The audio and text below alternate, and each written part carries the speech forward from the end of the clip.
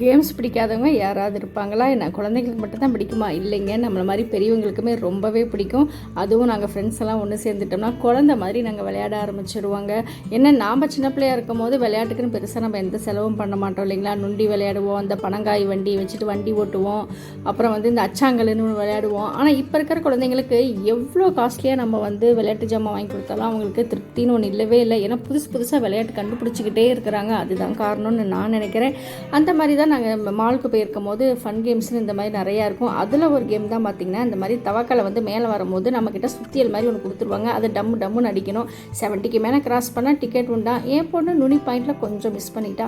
நான் சும்மா இருப்பேன், நான் கொண்டா அந்த சுத்தியலைன்னு வாங்கி எல்லா தவக்கலை மண்டையிலையும் அடித்து 70க்கு மேலே கிராஸ் பண்ணி டிக்கெட்டும் வின் பண்ணிட்டேங்க. ரொம்ப சந்தோஷப்பட்டேன் என் பொண்ணு.